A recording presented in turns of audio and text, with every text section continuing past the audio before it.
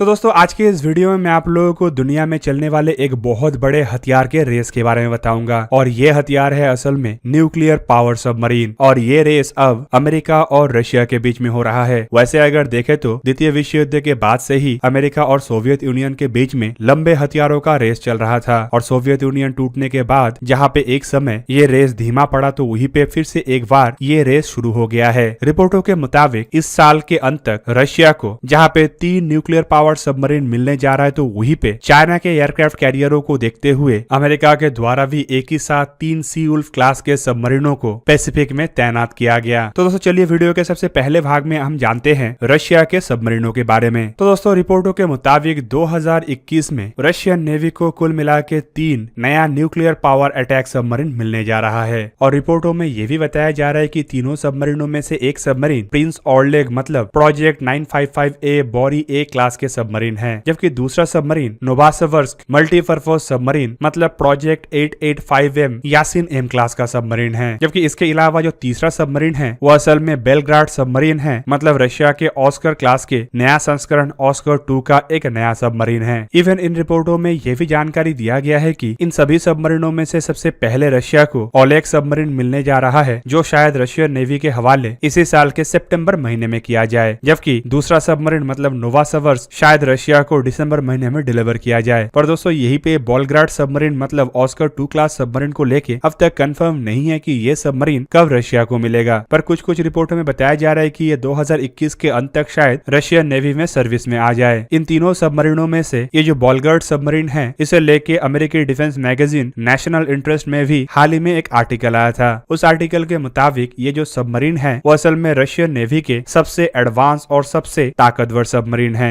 जो अमेरिका के similar submarine मतलब ओहायो क्लास के सबमरीन के तुलना में आकार में बड़ा है। और दोस्तों आपके जानकारी के लिए बता दूं कि अमेरिका के जो ओहायो क्लास सबमरीन है ये फिलहाल अमेरिका के द्वारा बनाया गया सबसे बड़ा सबमरीन है। दोस्तों बेलग्राड सबमरीन के अगर कंस्ट्रक्शन के इतिहास को देखें तो ये काफी रोचक इतिहास था। बेसिकली सोवियत यूनियन के द्वारा ही ऑस्कर क्लास के सबमरीनों के कंस्ट्रक्शन शुरू किया गया था और सबसे पहला सबमरीन 1975 में ही बनना शुरू हुआ, जबकि सोवियत यूनियन के नेवी को इस क्लास के सबसे पहला सबमरीन का डिलीवरी 1980 में किया गया और इसके बाद सोवियत यूनियन टूटने तक कई सारे सबमरीनों का कंस्ट्रक्शन शुरू भी किया गया और कई सारे सबमरीन सोवियत फ्लीट में सर्विस में भी आया। पर सोवियत यूनियन टूटने के बाद कई ऐसे सबमरीन जो अंडर कंस्ट्रक्शन था उसे तय समय पे तैयार नहीं किया गया और ऐसे ही सबमरीनों में बेलग्राड भी था जिसका कंस्ट्रक्शन तो सोवियत यूनियन टूटने के बाद 1992 में शुरू किया गया था, लेकिन 2012 तक इसका कोई भी हिस्सा बन के तैयार नहीं हुआ और रशिया के द्वारा 2012 में बेलग्राड प्रोजेक्ट को फिर से शुरू किया गया ताकि रशिया एक नया special purpose research and rescue submarine को अपने बेड़े में शामिल कर सके। बेलग्राड सबमरीन के असल कंस्ट्रक्शन तो 2012 में ही शुरू हुआ, जबकि इसका कंस्ट्रक्शन समाप्त हुआ 2019 में। फिलहाल के स्टेटस को देखा जाए तो जून 2021 में बेलग्राड का सी ट्रायल शुरू किया गया है और रशिया चाहता है कि ये सबमरीन जल्द से जल्द रशियन बेड़े में शामिल हो जाए। दोस्तों ऑस्कर 2 क्लास के सबमरीनों के अगर आकार को देखा जाए तो ये दुनिया का भारी भरकम सबमरीनों में से एक है। रिपोर्ट के मुताबिक ऐसे सबमरीन के समुद्र के सतह के ऊपर वजन 12,500 से लेके 14,700 टन के दरमियान है, जबकि समुद्र के सतह के नीचे ऐसे सबमरीन के वजन 16,500 से लेके 19,400 टन के दरमियान हो सकता है। आकार में ये सबमरीन किसी भी बड़े आकार के डिस्ट्रॉयर या फ्रिगेट या डिस्ट्रॉयर के जैसा ही है, जिसका लंबाई करीबन 155 मीटर और चौड़ाई करीबन 18.2 मीटर है, जबकि इसका ड्रॉट 9 मीटर है और इसमें 2 प्रेशराइज्ड वाटर कूल्ड रिएक्टर का इस्तेमाल किया गया है जो 2 स्टीम टरबाइनों को घुमाता है और इसका कुल क्षमता करीब 73,000 किलोवाट के आसपास है। 2 इंजन के सहारे ये सबमरीन समुद्र के सतह के ऊपर 15 नॉट मतलब 28 किलोमीटर पर आवर के रफ्तार से ट्रैवल कर सकता है, जबकि समुद्र के सतह के नीचे 32 नॉट मतलब 59 किलोमीटर पर आवर के रफ्तार से ट्रैवल कर सकता है और इसका कार्य क्षमता करीबन 120 दिन का है, जबकि ये 600 मीटर के गहराई में भी जा सकता है और कई तरीके के शक्तिशाली हथियार इसमें तैनात किया गया है, जिनमें 4 533 मिलीमीटर के टॉर्पेडो ट्यूब के अलावा 2 650 मिलीमीटर के टॉर्पेडो ट्यूब भी है और ये सबमरीन करीब 28 533 मिलीमीटर और 650 मिलीमीटर के टॉर्पेडो को कैरी भी करता है। टॉर्पेडो के अलावा ये एक क्रूज मिसाइल सबमरीन होने की वजह से रशियन निर्मित कई तरीके के क्रूज मिसाइल को भी इसमें तैनात किया गया है, जिनमें RPK-2 एंटी सबमरीन मिसाइल से शुरू करके RPK-6 और RPK-7 जैसे एंटी सबमरीन मिसाइल और P-700 जैसे क्रूज मिसाइल से शुरू करके पोसाइडन ड्रोन तक शामिल है। दोस्तों ये तो था रशिया का सबमरीन। अब चलिए जानते हैं अमेरिका के सबमरीन के बारे में। तो दोस्तों रिपोर्टों के मुताबिक पहली पहली बार की तरह अमेरिका के द्वारा अपने सी उल्फ क्लास के तीनों सबमरीनों को ही एक ही समुद्र में तैनात किया गया। और दोस्तों ये समुद्र है वेस्ट पैसिफिक। दोस्तों देखा जाए तो अमेरिका के बेड़े में टोटल 3 ही सी उल्फ क्लास के सबमरीन हैं और एक साथ तीनों को ही पैसिफिक ओशन में तैनात करना एक काफी बड़ा विषय है। रिपोर्ट में यह भी बताया जा रहा है कि तीनों सबमरीनों को अमेरिका के द्वारा चाइना को देखते हुए ही तैनात किया गया है, जो इस रीजन में अपने नेवल पावर को मजबूत करने का प्रयास कर रहा है। दोस्तों सी उल्फ क्लास के तीनों सबमरीन मतलब सी उल्फ, कैनेडिकेट और जिमी कार्टर असल में अमेरिका के वेस्ट कोस्ट में स्थित वाशिंगटन स्टेट के ब्रामरटन नामक क्षेत्र से रवाना किया गया था। दोस्तों तीनों सबमरीनों को एक ही साथ पैसिफिक ओशन में तैनात करने के पीछे असल मकसद है पैसिफिक फ्लीट के ताकत को मजबूत करना। दोस्तों अगर देखा जाए तो सी उल्फ क्लास के इन सबमरीनों का डिजाइन असल में 1990 के दशक में ही किया गया था और आज से करीबन 24 साल पहले सबमरीन को अमेरिकी बेड़े में शामिल किया गया था, लेकिन अभी भी nuclear power attack submarine category में ये अमेरिका के सबसे बड़े, भारी और सबसे हाई स्पीड वाले सबमरीन होने के साथ साथ सबसे अधिक मात्रा में हथियारों को कैरी करने वाला भी सबमरीन है। मतलब ये सबमरीन एक साथ करीबन 50 हथियारों को कैरी कर सकता है, जिनमें टॉर्पेडो और मिसाइल शामिल है। और 250 हथियारों का क्षमता होने के वजह से आप समझ सकते होंगे कि ऐसे एक सबमरीन अकेला ही एक एयरक्राफ्ट कैरियर स्ट्राइक ग्रुप को डुबाने में समर्थ है। इवन अमेरिका के इस सबमरीन के खासियतों को लेकर तो चाइनीज मीडिया में भी चर्चा शुरू हो चुका है। दूसरी तरफ अगर देखा जाए तो सी उल्फ क्लास के सबमरीन को अब तक के सबसे शांत न्यूक्लियर पावर सबमरीन का भी दर्जा मिला हुआ है। मतलब ये समुद्र के पानी के नीचे इतना कम नॉइज पैदा करता है कि इसे डिटेक्ट करना भी काफी मुश्किल है। दोस्तों खाली हथियारों के मामले में ही ये सबमरीन सबसे ताकतवर अमेरिकी सबमरीन नहीं है, बल्कि इसके अलावा इसमें बेहतरीन रिकॉनेसेंस सिस्टम जैसे कि AN/BQQ-5D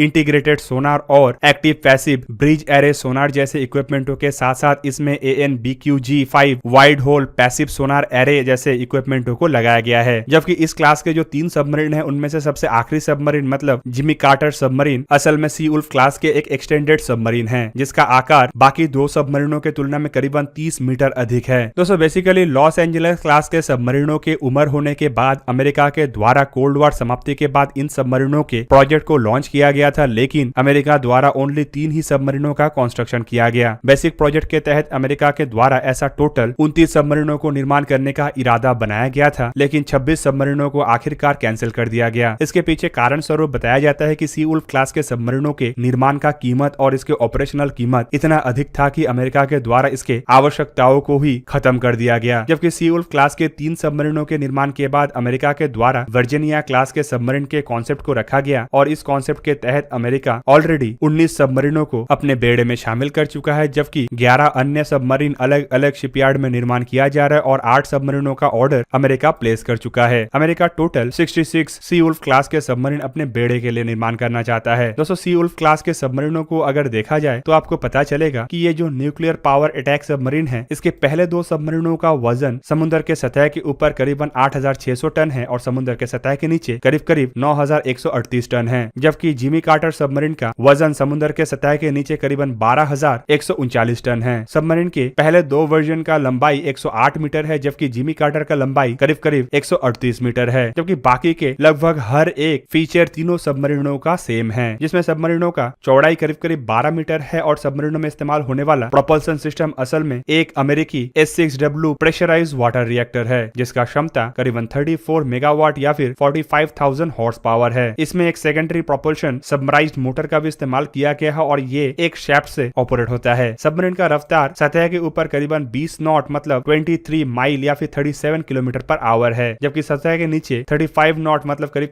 65 किलोमीटर पर आवर है। दोस्तों हथियारों को अगर देखा जाए तो इसमें टोटल 8 660 मिलीमीटर के टॉर्पेडो ट्यूब है, जिनके द्वारा Tomahawk land attack cruise missile, harpoon anti ship cruise missile और मार्क 48 गाइडेड टॉर्पेडो को दागा जा सकता है। तो दोस्तों यह था आज का वीडियो। अगर आपको वीडियो अच्छा लगा तो इसे लाइक कीजिए और मेरे चैनल को सब्सक्राइब कीजिए और साथ में बना हुआ बेल आइकन को भी प्रेस कर दीजिए ताकि आप मेरा वीडियो देख पाए सबसे पहले। जय हिंद।